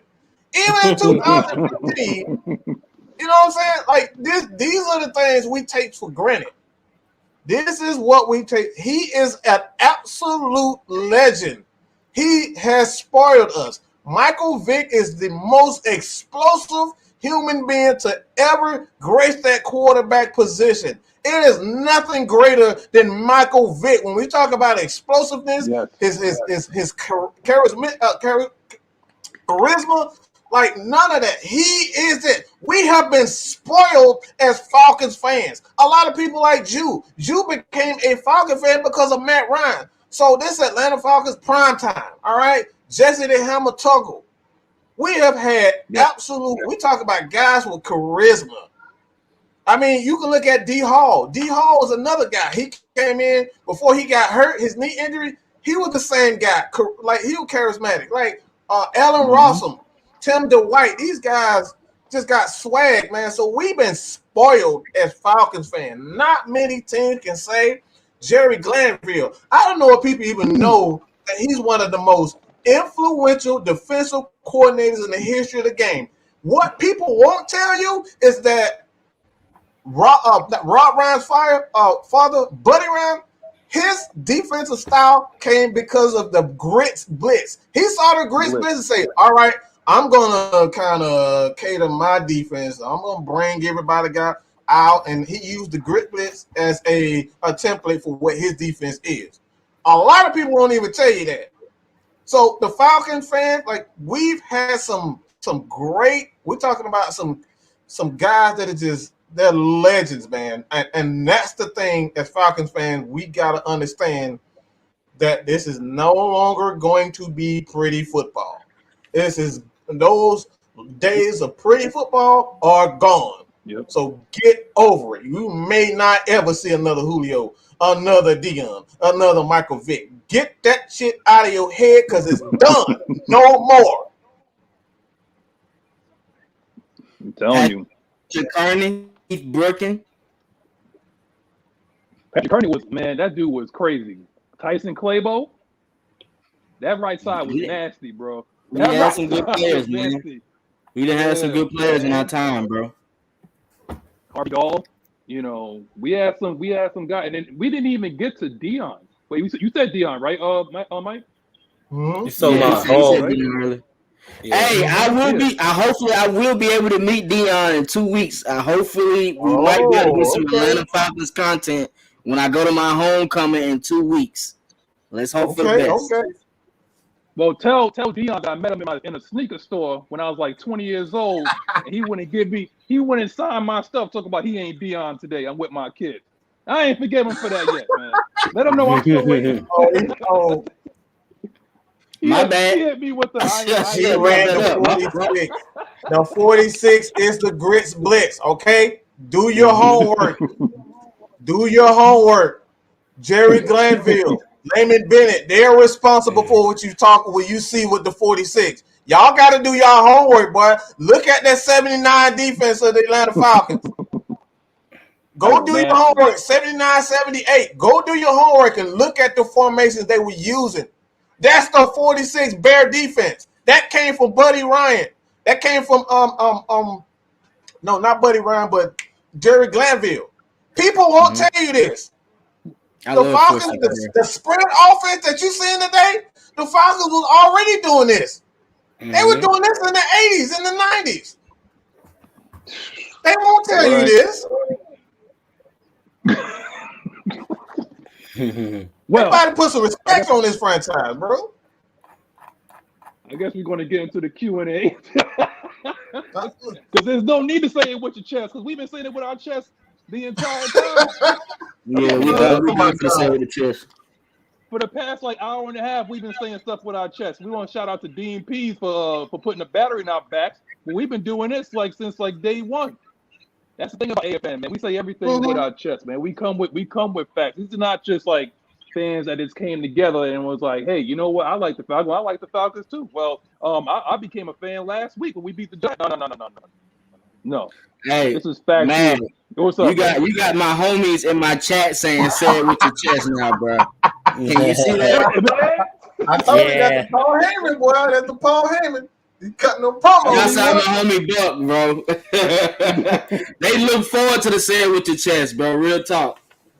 I'm telling you, and there's more to come. There's more to come. I just be thinking about stuff. I have a lot of isolated time at work, so I just be sitting there thinking about stuff. I'm like, oh, that'll work. You know what I'm saying? Keep it going, bro.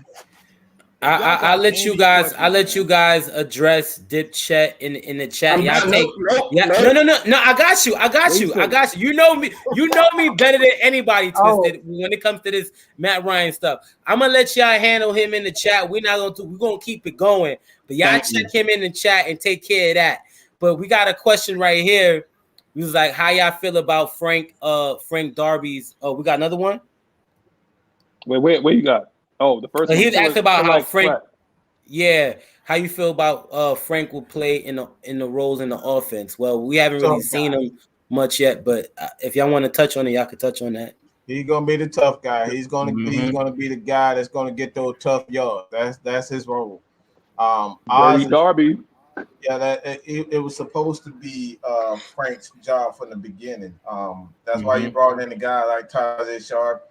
He didn't pan out the way that they thought he would, but Frank Darby is supposed to be that tough guy on the offense who's going to, because that's not Calvin Ridley's game. You know, that's why I said I'm not worried about him being able to be tougher. He's never going to be that. That's not his game. That's not how he got to the NFL.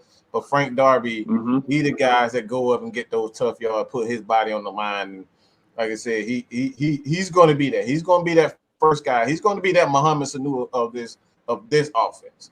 That's a great ass point, Mike. I don't think we need to say anything after that. I think that's set in stone right there. Let's get to the let's get to the next It one. is, yeah. It is. That's all Say it with facts. your chest. That's all facts. What y'all think about Dean P shutting down those haters narrative? Hey, we spoke about that earlier, but you gotta rewind the game tapes. Wake that ass up, like we said. Wake that ass up. You already know. Around 11:15. Around that time, 11:20, 11 o'clock.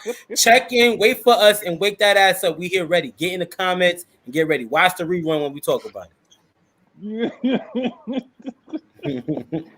There it is. It's say it with your chest, man. Because but if you need a rewind, real rewind for you, real quick, and it was something that needed to be said. Somebody had to stand up for the coaches. Somebody had to stand up for the players. And what he did is that he did it for the culture. Plain and simple. He did it for the culture and the future culture of what these Atlanta Falcons are going to be. And he's sick of it.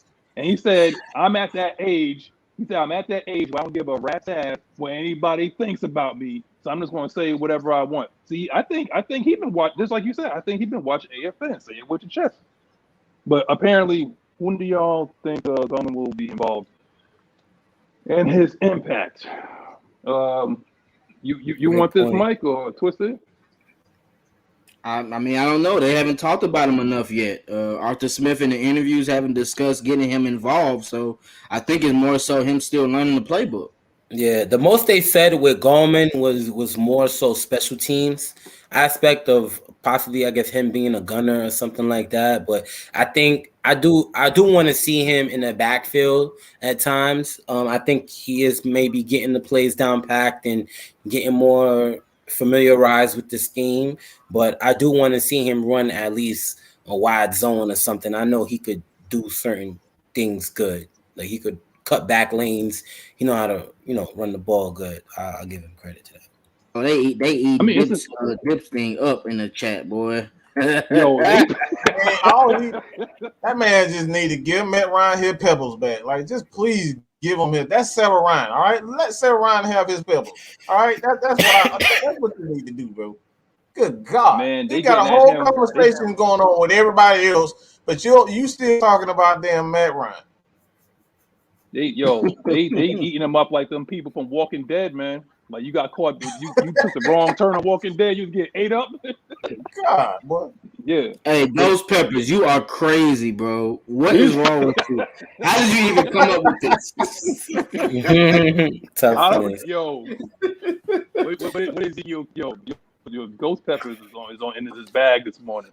Ezekiel King said, "Do y'all think the Falcons will? I guess we'll put Franks at tight end in future games."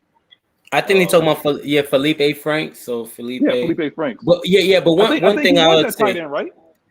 I don't know. That's a wrinkle. Felipe said it that he don't mind playing whatever position that they need him to play. But one thing I was gonna bring up, I did like when they brought him in to run the read zone and all that. And I see Arthur Smith trying to be creative a little bit. Like that time last week, we did a Wildcat with Cordell, and now we're starting to see Felipe in there. So, just him being creative, I like it. We didn't see those plays execute as what we wanted to see, but eventually, I think those plays is going to come into life. Facts. Well, I think I'm hoping they do like a little wrinkle to where they toss it to a running back and then toss them, and maybe Calvin really streaks down. That might be a wrinkle that he's trying to show, like a little set of the formation. I'm cool with that. He's setting something up. Yeah, I'm cool with that. Let's do that. I was mad though.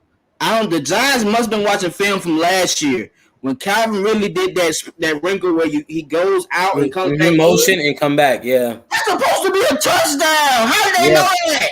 Yeah, they had two guys waiting for him. Dude, you talk about the same guy that called 2 defensive timeouts. When we had the ball, they called the defensive timeouts. They was ready to say. He did. They had no timeouts. Both halves. They was using all their timeouts. Bro, the crowd was going crazy. It was loud. Matt Ryan is trying to get the signal out to his team. And it's like, oh, no, timeout. We ain't ready. You ain't ready. The defense ain't ready. We're the one that got to deal with the crowd noise and everything, but you're not ready. Okay. But anyway, what we got? I became a real fan of the year. Petrino abandoned us. Matt Ryan is my QB. I'm gonna stick beside him. Facts. No more to say that. That's what it is. It's like the thing is that I don't understand, and I'm not trying to get at dude in the chat, nothing like that. But it's a few people that's like that say they're Falcons fans, but it's like they're not Matt Ryan fans. That's like saying that that you like the Lakers, but you don't like LeBron James. Something like that. It's like this man has been here for the past 13 years, 14 years. This is 14th year. 14 years. So if you've been a Falcon fan for the first 14 years, you must have been miserable for 14 you ain't no damn years. Falcons fan. Fuck all that. Excuse me. So sorry. I'm sorry. You ain't no damn Falcons fan. You saying stupid shit like I'm sorry. I'm so sorry. You're not a fan. I'm just saying what it is. All right. Yeah. I'm in the alley and I'll say it in your damn face. Okay. You ain't no fan. You ain't a fan. You ain't a fan of any team. All right. If LeBron James came to the Atlanta Hawks, yeah, I'd be upset like a mug. But look, at the end of the day, he's an Atlanta Hawk. I gotta support my guy. You know what I'm saying? So all that, I'm not you ain't a real fan. All right, come on, bro, get out of here with that nonsense. You say that bullshit to your girl, that girl slap the crap out of you, or she be sleeping with another dude. So get out of here with that nonsense, man. Mm-hmm. Yeah, they took care of him. They took care of him. Yeah, you wild for that. Come on. Yeah, come on, bro. If you're a Falcon fan, you're a fan of every player on the team until that player is not there anymore. That's how it's supposed to be. They had asked Dave Ragoon about Josh Andrews and Jalen Mayfield potential competition when he gets back. Like, to this question right here, do you think is Jalen Mayfield's position to lose as he gets better throughout the season? Man, I'm rocking with Jalen until he shows me he's digressing.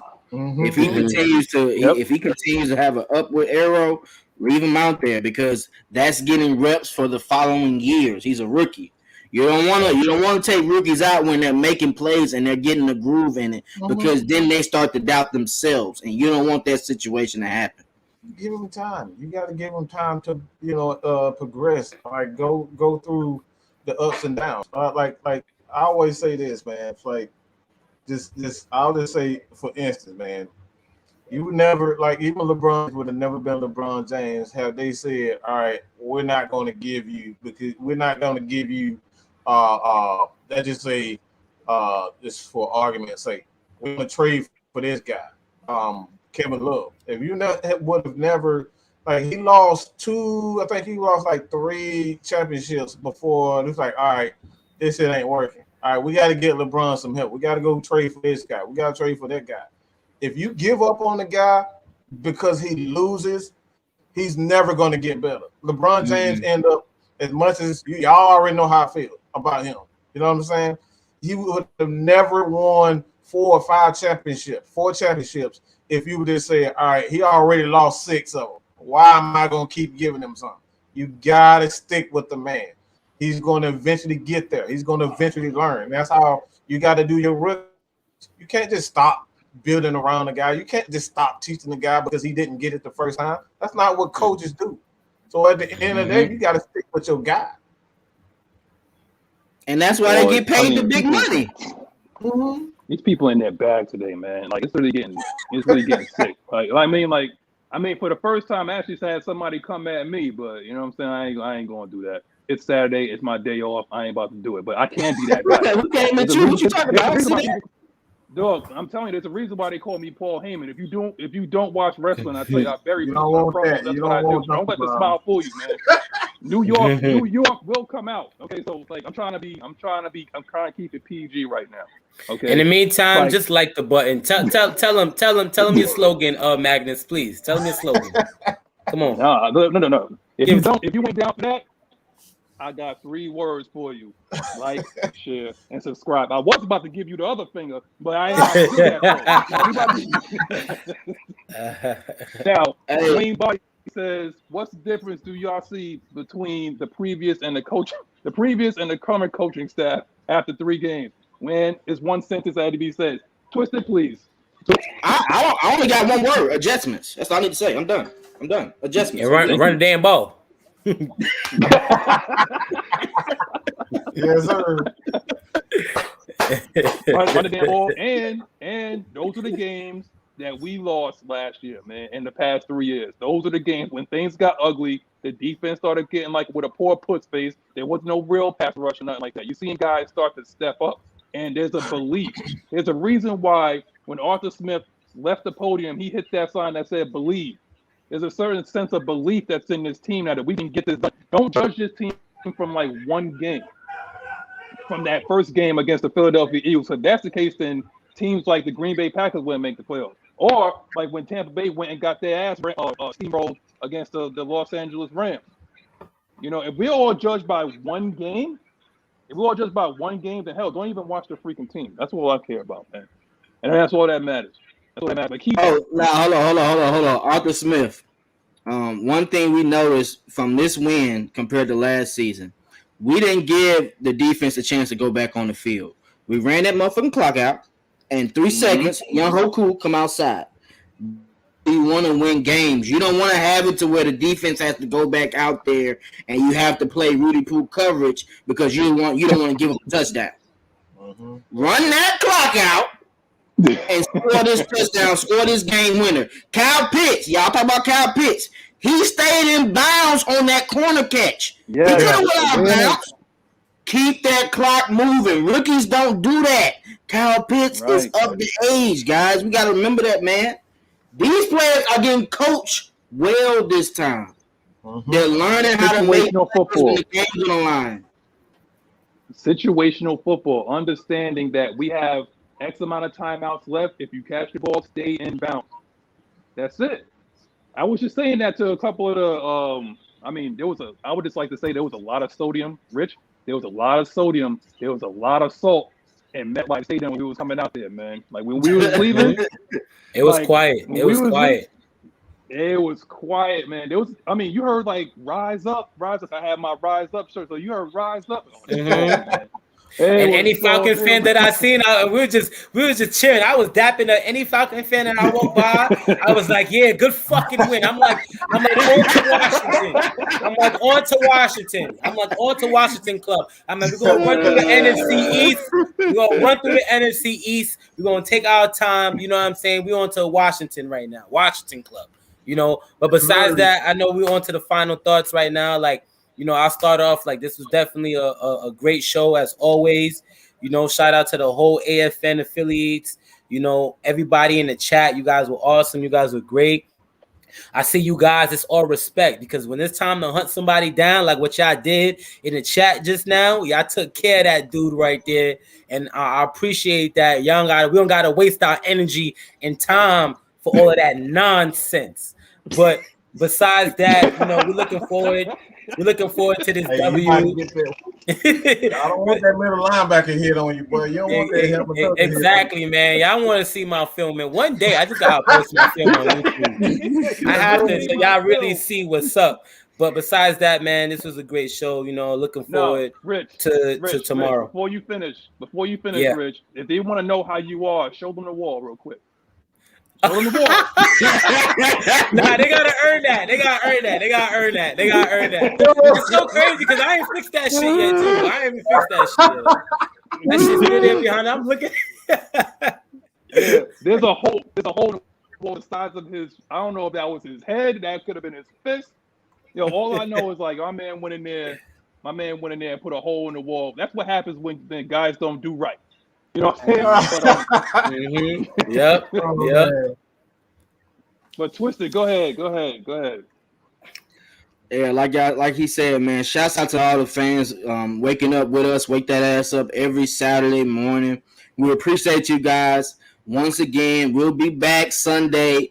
We ready to smoke on that Washington football team pack coming Monday morning. So let's hope for the best. But hey, yeah, if y'all don't know, subscribe to all the channels in the description. Twisted Choice TV, Mad Mike, K Styles, J Rock, Jew Talk, Miss Maggie. Go ahead, bro. We got good content for everybody. We don't show no hatred to any Falcons content creators. If y'all want to come on and debate with AFN, we are down for the wreck. It's all of it in the day. We love the same team. Let's keep these positive vibes going forward. No negativity. When you win a game, think positive. This whole week, I was satisfied. I was happy. I was eating good. I was waking up on time. Subscribe to Twisted Toys TV. I appreciate y'all, man. Always. It's always a blessing. Bro, we on to Washington, man. I don't like cussing people out. That's a misconception. I just so happen to cuss people out. That's a major difference. When needed. Major difference. When needed. Let me just say this real quick, man. Kind of reiterate and add to what T was saying, is that if you come here with all that nonsense, man, constantly being negative, telling everybody what you hate and all that type of stuff, this is not this is not the platform for you. All right. We don't condone that type of stuff. We don't want that type of energy around us. We're trying to create a place where Falcons fans can feel at home without having that same energy that the media puts out, that a lot of these content creators are putting out. This is a safe haven for all that nonsense. So if your entire stick is to come here and cause hell and tell everybody your ass gonna get ate up, all right, your ass gonna get tore up to the floor. Y'all already know how that old saying go. You're gonna get tore up to the floor. So dip shit or whatever your damn name is, don't come here again. Your ass gonna be gone. At the end of the day, Atlanta Falcons Nation ain't here to play. We're here to stay, and that's all I got to say about that, man. Hit that subscribe button, Twisted T, kick it with K Styles. Man, we got so many content creators, man. I done lost count. We just got a bunch of content creators, man. Y'all already know it's in the description of every single video. So y'all ain't got no damn excuse. All right. Y'all can look, as a matter of fact, just get a beer. All right, get a beer, a liquor, whatever you want. All right, and drink. Every time you subscribe, just take a drink. I guarantee you'll get drunk with all the content that we got and the content we got. I guarantee you'll get fucked up. All right, so right now, that right there is a challenge. Everybody, I need everybody to hit every subscribe button. All right, every link and that, and take a shot to every subscriber, every channel that you subscribe. That's a challenge. All right, let us know in the comment section if you got tore up, if you didn't get tore up. All right, let us know. With that being said, I got to go look at the rest of this damn Georgia game because Stetson Bennett, I guess he done all right. We playing Arkansas, but everybody know me. I'm not happy with Mini-Me at quarterback. But, you know, our defense is our defense. So that's all I got to say about that, man. Your boy gone, man. Shouts out to Noah too. Fantasy stat guy. Make sure y'all absolutely check out the website. He does it. Check out the website for all of his articles. All right. Again, with that, if you feel as though that you're not, you know, you better suited to write rather than be on camera, we got a room for you there also. This is the Atlanta Falcons Nation. We are the nation. This is for everybody. Everybody has a place with us. So with that being said, man, what you got, babe? Bro, first of all, I'm just going to reiterate because somebody got their ass blocked today. I ain't going to mention their names because that's how trolls get famous.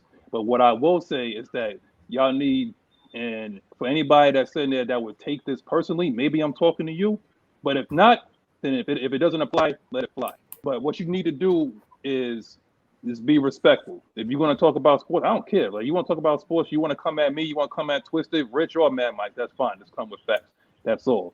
You know what I'm saying? That's all I ask. And what you need to do is like also come in here and respect women as well. Because there is one particular woman that this is the reason why there's actual alternative media out here that you can watch besides watching ESPN and hoping that one day that they'll talk about your team. Like, you actually have content right here 7 days a week that comes out that's particularly geared to everything that you want to know. If you want to talk about Braves, you want to talk about the Hawks, if you want to talk about anything, just, Natasha Allgood said it, positive vibes. And that's what it's all about. Know. This is that's a female right there. You know what I'm saying? And that talks about football. So let's please just be, respectful to everybody that's in the chat. I don't care what your race, color, creed is, whatever like that. Just be absolutely positive with it. I don't care if you don't like the damn team. Just show me some facts. That's it. Mm-hmm. Other than that, that's all I got to say. But I'll guarantee you, if it keeps going like this, Magnus is going to die, and Kevin's going to come on the show, and it ain't going to be nice. Okay. Okay, K-Styles is the only Kevin and whatever like that, but I guarantee you, K-Styles is styling. I will not style on you. I will cut the biggest promo. I'll have ready to play in practice on a 404. Okay, don't play. Now, if you all like that, I got 3 words for you because we about to be out because apparently Georgia's getting in that ass. So like, share, and subscribe. I'm gonna see y'all later.